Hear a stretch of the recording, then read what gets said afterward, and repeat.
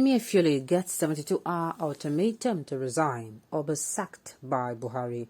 Welcome to the news, and please subscribe to our channel to get notified when we post hot juicy news updates. Please click on the notification bell. The Central Bank Governor of Nigeria, CBN, Godwin Emefiele, has been issued a 72-hour ultimatum or be removed by President Muhammadu Buhari through the National Assembly. The ultimatum was issued on Friday by over 30 civil society organizations following allegations of terrorism financing and economic crimes leveled against the CBN governor by Nigeria State Security Service. The state service has sought permission to arrest and detain Emefiele to aid further investigation, but was denied by a federal court in Abuja on account of lack of sufficient evidence. However, the National Youth Council of Nigeria, NYCN, the Citizens Network Against Corruption and Terrorism Financing, and over 27 civil society advocacy groups have called on Emefiele to humbly resign or risk being disgraced out of office. The group said this should the CBN governor fail to step down, they will be forced to demand his sacking by the President Muhammadu Buhari and the National Assembly. If there is still a modicum of honor left in Mr. Emefiele, he should immediately resign and submit himself for security examination. We therefore offer the assistance of urging the CBN governor, Mr. Godwin Emefiele, to immediately tender his resignation. And if he fails to do so within 72 hours, both President Muhammadu Buhari and the National Assembly should evoke the relevant laws to remove him, the group said in a statement jointly signed by the respectives. It added, Mr. Emefiele is an economic disaster who has messed up every interventionist program of the Buhari administration, including the Anchor Borrowers program and the credit facilities supposedly extended to farmers through the Nigeria Incentive-Based Risk Sharing System for Agricultural Lending, NIRSAL. For clarity, under his oversight, the former managing director of the NIRSAL continues to stay in office for over a 2018 allegation of corruption amounting to a princely sum of 5.6 billion naira. He was only removed from office last month after multiple protests and petitions to that effect. It is under his direction, supervision and control that a worst forex round-tripping regime and scam of the country of Nigeria has been allegedly perpetrated. How then can such a man become an emergency sent and an economic messiah simply because there is a credible question of national security sabotage for him to answer? Yes, we must admit that there appear to be a coincidence between the maturity of the DSS investigation into his involvement in terrorism financing and introduction of his military fashion cashless policy, which was done without any consultation with critical stakeholders, including experts in the financial sector and the representatives of the Nigerian people. However, the DSS has never expressed directly or indirectly any disagreement with the legal and legitimate policies of the CBN. It is therefore unconscionable for anybody to infer that the DSS is doing its own constitutional duty as hunting Mr. Emefiele because of any policy. This is a mischief taken too far. Nigerians must not be deceived by it.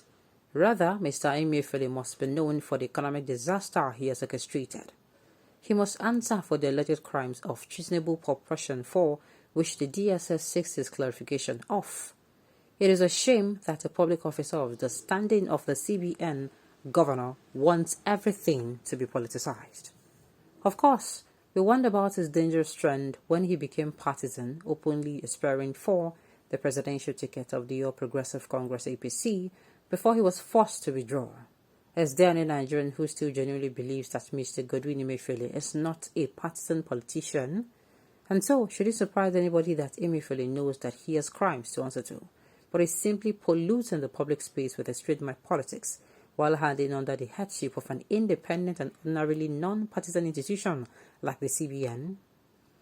According to the CSOs, the Central Bank of Nigeria needs a total, systematic and systemic cleansing to preserve its sanctity. As such, not only should Emefiele resign or be relieved of his duties as CBN governor, his deputies and current directors of CBN should be investigated, and all those found culpable should be sacked. The whole institution is in a mess. They urge President Buhari to critically look into allegations against and invoke his powers under the law to sack the central bank governor in case he refuses to immediately resign. But importantly, we urge the DSS to be unwavering in carrying out its national security duties. No amount of blackmail or intimidation must make it backtrack from the truest and deepest professionalism that its duty require. They have our support and that of other patriots. Nigeria must remain safe no matter whose ox is God. Let us even seize this moment to salute the DSS for remaining focused and firm in the face of disorganized campaign to blackmail the service. More campaigns are coming, but the DSS must remain strong as long as it is working with the security facts at its disposal.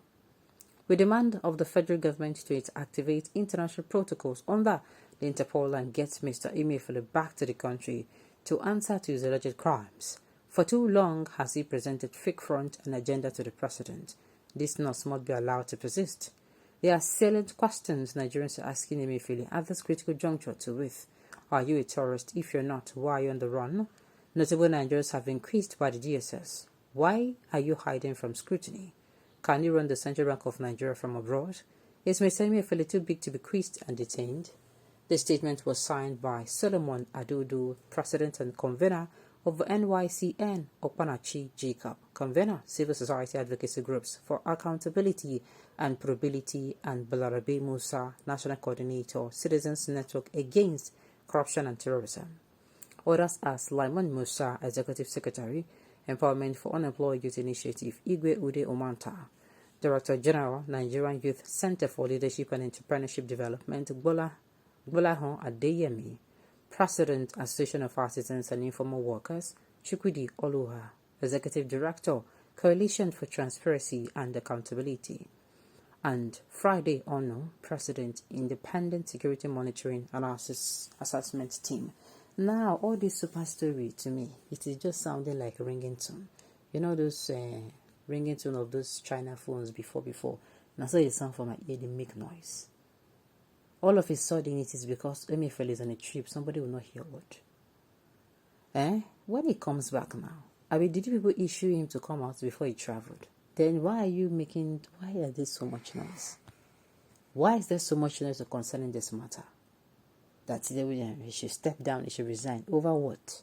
Has he been found guilty? I beg, see, make these people just bring another story.